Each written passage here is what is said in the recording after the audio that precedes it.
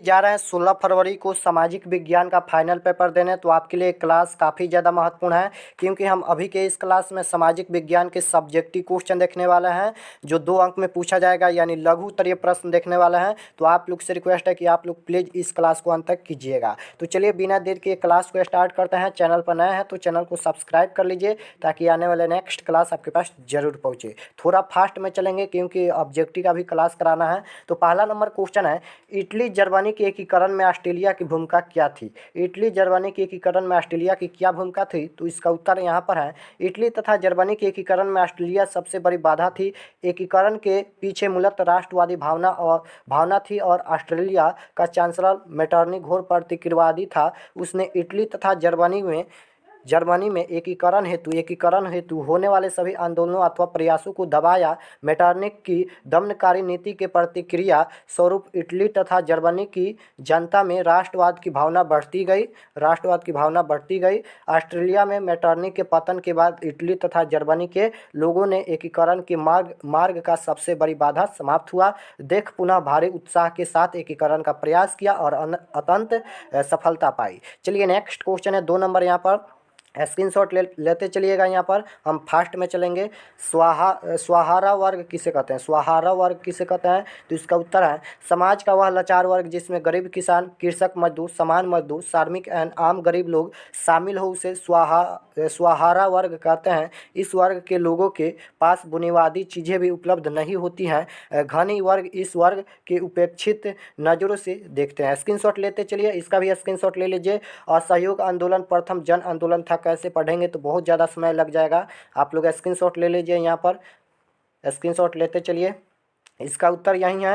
Next question है, औद्योगिकरण ने मजदूरों की आजीविका को किस तरह प्रभावित किया अथवा उद्योग के विकास ने किस प्रकार मजदूरों को प्रभावित किया? उन पर पड़ने वाले प्रभावों पर आपकी क्या राय है? यानी इसमें 2 क्वेश्चन है और दोनों का क्वेश्चन एक ही है। तो आप लोग 2 क्वेश्चन में से कोई भी अगर क्वेश्चन आता है तो इसका उत्तर ये लिख सकते हो। इसका उत्तर का स्क्रीनशॉट ले लीजिए। यहाँ पर इसका उत्तर कुछ इस प्रकार है। पढ़ेंगे तो बहुत समय लग जाएगा, क्योंकि अभी ऑब्जेक्टिव का भी क्लास कराना है, दीर्घ उत्तरीय प्रश्न का भी क्लास कराना है और टाइम बहुत कम है। स्क्रीनशॉट ले लीजिए। अगर स्क्रीनशॉट नहीं लेते हैं तो आप लोग ग्रुप में जुड़ जाइएगा। ग्रुप का नंबर दे दिया जाएगा क्लास के बाद और इसका पीडीएफ ग्रुप में डाल दिया जाएगा।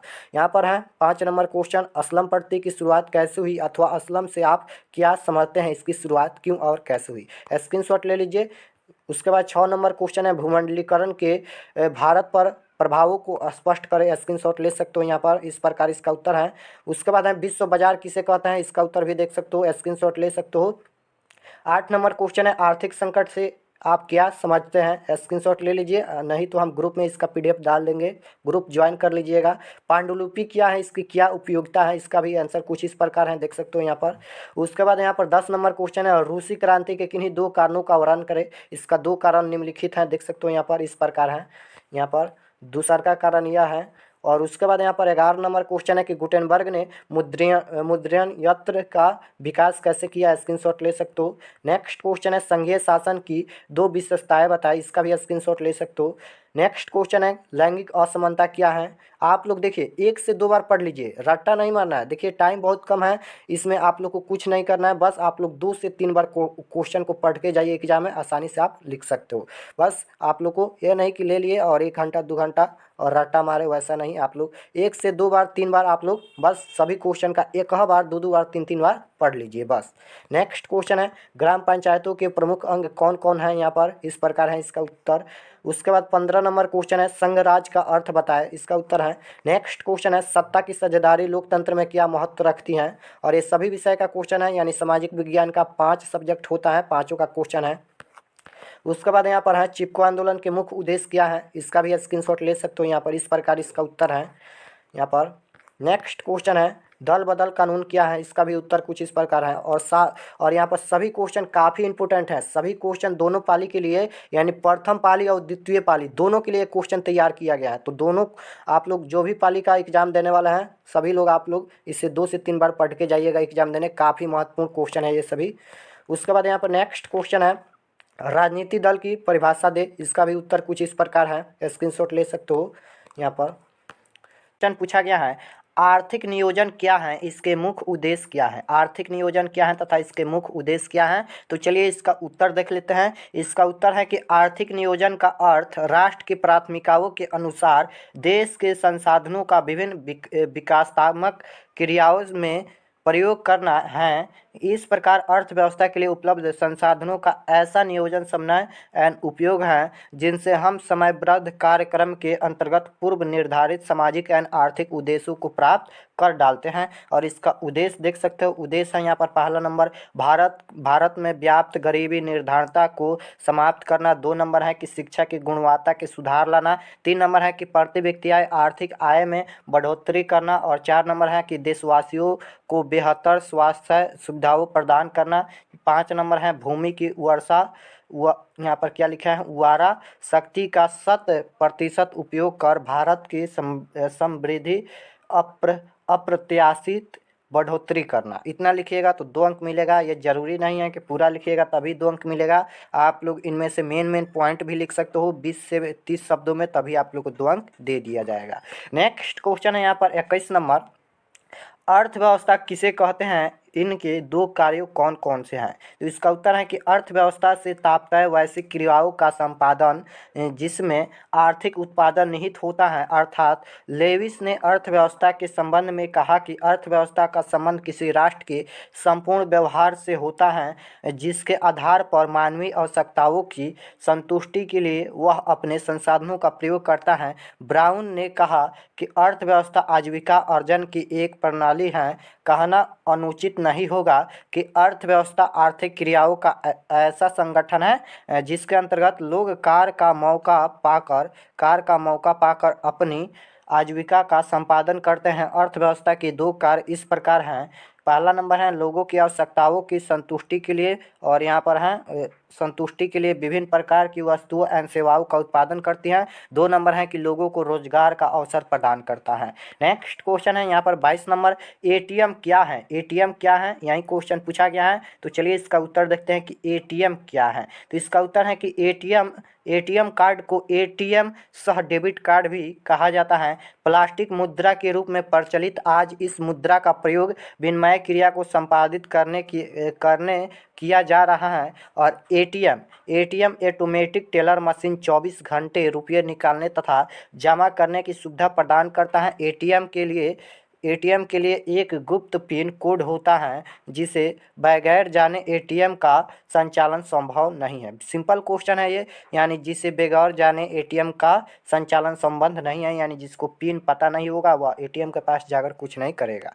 चलिए नेक्स्ट क्वेश्चन है यहाँ पर 23 नंबर, बचत क्या है अथवा किसी व्यक्ति की बचत करने की इच्छा किन बातों से प्रभावित होती है। तो इसका उत्तर है कि बचत प्राप्त आय में से उपयोग को घटाने पर प्राप्त होता है। बचत आय उपयोग बचत 2 प्रकार का होता है, नगद बचत तथा वस्तु संचय। आय का कुछ हिस्सा ऐसा भी होता है जो ऐसे वस्तुओं पर खर्चा किया जाता है जिसे रखा जा सके, इस प्रकार वह वस्तु संचय का माध्यम है। किंतु कुछ ऐसा संचय या बचत जो वस्तु के रूप में नहीं होता है, संचय या नगद बचत है। उसके बाद यहाँ पर 24 नंबर क्वेश्चन है, व्यवहारिक बैंक के प्रमुख कार्यों की विवेचना करें। तो इसका उत्तर है कि व्यावसायिक बैंक, यहाँ पर व्यावसायिक लिखा है, व्यावसायिक बैंक विभिन्न प्रकार के कार्यों के द्वारा समाज एवं राष्ट्र की सेवा करते हैं। इसके निम्नलिखित प्रमुख कार्य हैं, कार्य देख सकते हो। पहला नंबर है कि जमा के स्वीकृत करना। व्यावसायिक बैंकों का सर्वाधिक महत्वपूर्ण कार्य अपने ग्राहकों से जमा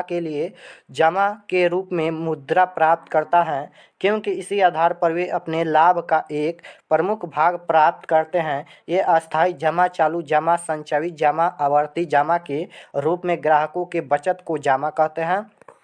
उसके बाद यहाँ पर भी देख सकते हो 2 नंबर है कि ऋण प्रदान करना। बैंक के पास जो रुपया जमा के रूप में आता है उसमें से एक निश्चित राशि नगद कोष में रखकर उचित जमानत के आधार पर एवं सेवा प्राप्ति हेतु उत्पादन एवं उपभोक्ता को ऋण प्रदान करते हैं। और 3 नंबर है उपयोगिता संबंधित कार्य। बैंक अपने ग्राहकों को विभिन्न उपयोगिता संबंधित सुरक्षा प्रदान करते हैं और बैंक यात्री चेक या साख प्रमाण पत्र, एटीएम एंड क्रेडिट कार्ड की सुविधा एंड लॉकर की सुविधाओं प्रदान करते हैं। उसके बाद यहाँ पर नेक्स्ट क्वेश्चन है 25 नंबर, सहकारिता से क्या समझते हैं? सहकारिता से आप क्या समझते हैं अथवा सहकारिता की परिभाषा लिखें। तो इसका उत्तर है कि सहकारिता का अर्थ है मिलजुल कर कार्य करना। सहकारिता का अर्थ क्या है? तो सहकारिता का अर्थ है कि मिलजुल कर कार्य करना। जब यही कार्य आर्थिक उद्देश्य की पूर्ति के लिए किया जाता है तो अर्थशास्त्र में सहकारिता कहलाता है। तात्पर्य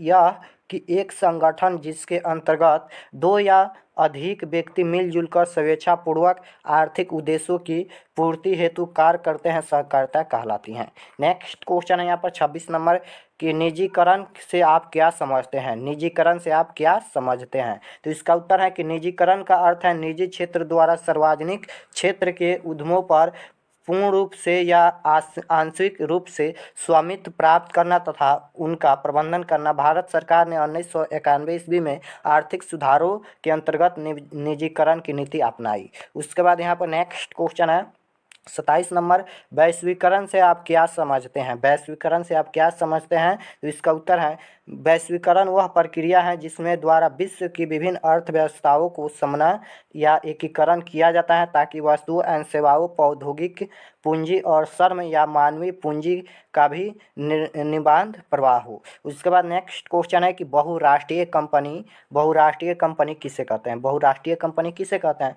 तो इसका उत्तर है कि वैश्विक कंपनियां जो एक से अधिक देशों में उत्पादन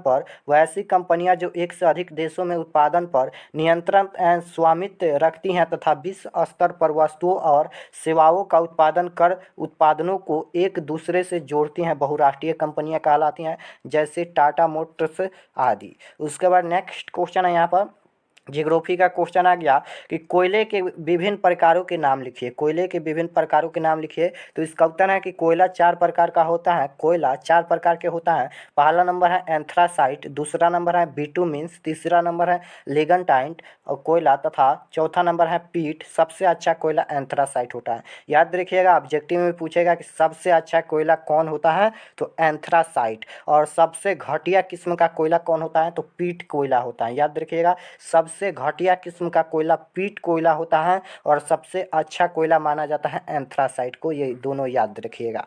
नेक्स्ट क्वेश्चन है खनिजों के संरक्षण एवं प्रबंधन से क्या समझते हैं अथवा खनिजों के संरक्षण के उपाय सुझाए। तो इसका उत्तर है कि खनिज पदार्थ अशुद्ध अवस्था में खदानों से प्राप्त होते हैं। खनिजों का भंडार सीमित है, अतः अशुद्ध खनिजों का शुद्धिकरण खनिज प्रबंधन कहलाता है।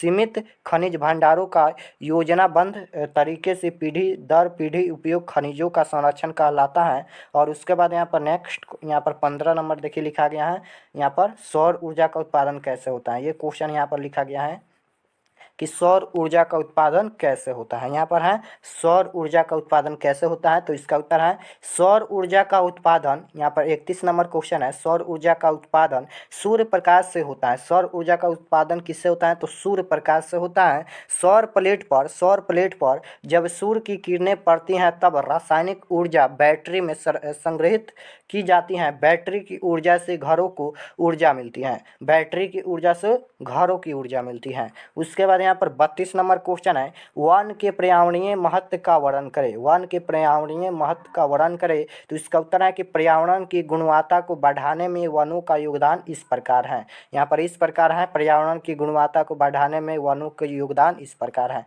देख सकते हो यहाँ पर पहला नंबर है पॉइंट में, वन स्थानीय जलवायु को मृदुल बनाने में सहायक हैं। 2 नंबर है कि मृदा अपरदन को नियंत्रित करने तथा मिट्टी को उपजाऊ बनाने में सहायक हैं। 3 नंबर है नदी प्रवाह को नियमित करके बाढ़ों की विभीषिका को कम करता है। 4 नंबर है वन तेज पवन की शक्ति को कम करता है और मरुस्थल का विस्तार रोकता है। उसके बाद 5 नंबर है कि वन पर्यावरण में स्थिरता बनाए रखते हैं तथा पारिस्थितिक संतुलन को बिगड़ने नहीं देता है। उसके बाद नेक्स्ट क्वेश्चन है 33 नंबर कि फसल चक्रण मृदा संरक्षण में किस प्रकार सहायक है। तो इसका उत्तर है कि मृदा यानी मिट्टी कटाव और उसके बहाव की प्रक्रिया को मृदा अपरदन कहा जाता है। मृदा के बनने और अपरदन की क्रियाएं आमतौर पर साथ साथ चलती हैं और दोनों में संतुलन होता है।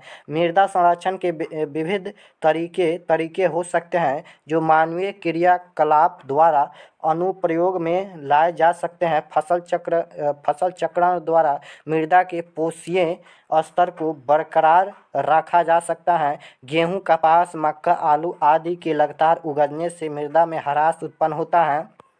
इसे तिलहन दलहन पौधे की खेती के द्वारा पुनः प्राप्त किया जा सकता है। अतः फसल चक्रण मृदा संरक्षण में सहायक सिद्ध होता है। उसके बाद नेक्स्ट क्वेश्चन है यहाँ पर 34 नंबर कि हरित क्रांति से आप क्या समझते हैं। हरित क्रांति से आप क्या समझते हैं? तो इसका उत्तर है भारतीय कृषियों में क्रांतिकारी विकास को हरित क्रांति कहते हैं। नई प्रजातियों की फसल लगाकर सिंचाई सुविधाओं को आधुनिक उपकरणों के प्रयोग अन्य रासायनिक खाद के उर्वरकों के प्रयोग से भारतीय कृषि में सोना उत्पादन होने लगा है। भारतीय कृषि अब सहारा बल की व्यवसाय बन गई है। कृषि में आई इस अमूलचूल उत्थान को हरित क्रांति के नाम से जाना जाता है। उसके बाद नेक्स्ट क्वेश्चन है 35 नंबर। तो यहाँ पर है 35 नंबर क्वेश्चन कि स्वामित्व के आधार पर उद्योगों को उदाहरण सहित वर्गीकृत कीजिए। तो इसका उत्तर है कि स्वामित्व के आधार पर उद्योगों को चार भागों में बांटा जा सकता है। पहला नंबर है कि सार्वजनिक उद्योग सरकारी एजेंसियों द्वारा प्रबंधित तथा सरकार द्वारा संचालित होते हैं। BHEL तथा SAIL यानी SAIL इस प्रकार के उद्योग हैं। दो नंबर है यहाँ पर कि निजी उद्योग का स्वामित्व किसी एक व्यक्ति अथवा समूह के हाथ में होता है। टिक्सो तथा बजाज ऑटो लिमिटेड निजी उद्योग के उदाहरण हैं। उसके बाद यहाँ पर नेक्स्ट है 3 नंबर कि संयुक्त उद्योग वे उद्योग जो राज्य सरकार तथा निजी क्षेत्र के संयुक्त प्रयास से चलाए जाते हैं उन्हें संयुक्त उद्योग कहा जाता है। ऑयल इंडिया लिमिटेड यानी OL तेल होता है एक ऐसा ही उद्योग है। उसके बाद यहाँ पर 4 नंबर है सरकारी उद्योग वे उद्योग जिनका स्वामित्व कच्चे माल की पूर्ति करने वाले उत्पादनों श्रमिक या दोनों के हाथों में होता है सहकारी उद्योग कहलाते हैं। महाराष्ट्र की चीनी मिलें तथा केरल के नारियल पर आधारित उद्योग इसके उदाहरण हैं। उसके बाद यहाँ पर 36 नंबर क्वेश्चन है कि समुच्च रेखाओं द्वारा शंक्वाकार पहाड़ी का प्रदर्शन किस प्रकार किया जाता है। तो इसका उत्तर है कि शंक्वाकार पहाड़ी का प्रदर्शन वृत्ताकार या बंद रेखाओं द्वारा प्रदर्शित किया जाता है। पहाड़ी के शिखर की ऊंचाई मध्य में बिंदु या त्रिकोण बनाकर किया जाता है। ऊंचाई प्रकट करने वाली रेखाएं अंदर तथा निचाई प्रकट करने वाली रेखाएं बाहर होती हैं। उसके बाद यहाँ पर देखिए कृषि आधारित उद्योग और खनिज आधारित उद्योग में अंतर स्पष्ट करें। तो इसका उत्तर है कृषि आधारित उद्योग कृषि उत्पादन से संबंधित होते हैं। खनिज आधारित उद्योग खनिज संपदा से संबंधित होते हैं। उर्वरक संयंत्र आटा उद्योग कपास उद्योग कृषि आधारित हैं, जबकि सीमेंट उद्योग इस्पात उद्योग खनिज आधारित उद्योग हैं। उसके बाद यहाँ पर है 38 नंबर क्वेश्चन देख सकते हो। यहाँ पर आपदा प्रबंधन का क्वेश्चन आ गया। 4 क्वेश्चन पूछा जाता है आपदा प्रबंधन में से, जिनमें से 2 बनाना है। तो उम्मीद है कि 2 क्वेश्चन इसमें से रहेगा। तो 38 नंबर क्वेश्चन पूछा गया है कि भूकंप और सुनामी के बीच अंतर स्पष्ट कीजिए। भूकंप और सुनामी के बीच अंतर स्पष्ट कीजिए। तो इसका उत्तर है कि भूकंप का सरल अर्थ भूमि का कंपयमान होता है। भूकंप एक भूगर्भीय प्रक्रिया है जिसकी तीव्रता कभी कभी अत्यंत भयानक होती है। इससे जान माल की अपार शक्ति होती है। यह पृथ्वी के गर्भ से संचित अपार ऊर्जा को मुक्त होने से उत्पन्न होती हैं और जो भूकंपीय तरंगें कहलाती हैं। उसके बाद यहाँ पर 2 नंबर है इसका कि सुनामी क्या है। तो सुनामी एक प्राकृतिक प्रक्रिया है जिसमें महासागर का पानी भूकंप के आने के कारण बड़े स्तर पर तितर बितर होता है। इसके फलस्वरूप लहरों की एक श्रृंखला उत्पन्न होती है, अर्थात पृथ्वी के गर्भ में संचित अपार ऊर्जा के मुक्त होते से लहरें उत्पन्न होती हैं जो भूकंपीय तरंगें कहलाती हैं। इस कंपन का केंद्र जब महासागर की तल्ली पर होता है तब यह सुनामी के नाम से जाना जाता है। उसके बाद यहाँ पर 39 नंबर क्वेश्चन है कि भूकंप क्या है, इसके बचाव के किन्हीं 3 उपायों का उल्लेख करें। भूकंप क्या है तथा इसकी बचाने का 3 उपायों का उल्लेख करना है। तो इसका उत्तर है कि धरती में उत्पन्न ऊर्जा तरंगें चट्टानों में कंपन उत्पन्न कहलाती हैं। कंपन का केंद्र जब स्थल खंड होता है तो उसे भूकंप कहते हैं। भूकंप एक प्राकृतिक आपदा है। इसमें जान माल दोनों की क्षति होती है। भारत में दरभंगा बिहार एवं लातूर महाराष्ट्र भुज गुजरात में भयंकर भूकंप आए थे और भूकंप से बचाव के 2 उदाहरण इस पहला नंबर है भूकंपरोधी भवन निर्माण कर, यानी भूकंपरोधी घर बनाकर हम यहाँ पर बचा सकते हैं। और दूसरा नंबर है भूकंप के पूर्वानुमान पर सक्रियता प्रदर्शन द्वारा। और 3 नंबर है भूकंप के समय आपदा से बचाव के तरीकों का इस्तेमाल कर। उसके बाद लास्ट क्वेश्चन है यहाँ पर आपदा। आपदा से आप क्या समझते हैं? आपदा से आप क्या समझते हैं? तो इसका उत्तर है कि आपदा से यहाँ पर बहुत ही कम समय में, आपदा से आप क्या समझते हैं? तो बहुत ही कम समय में अकस्मात घटने वाली ऐसी दुर्घटनाएं जिनका तत्काल प्रभाव पर्यावरण, प्राकृतिक संपदा, मानव जीवन एवं संपत्ति पर खड़े तथा जिससे जान माल की अपार क्षति होती हैं, आपदा कहलाती हैं। आपदाएं अल्पकालीन होती हैं, अर्थात कम समय में ही संपादित हो जाती हैं, परंतु इसके दुष्परिणाम दीर्घकालीन होते हैं।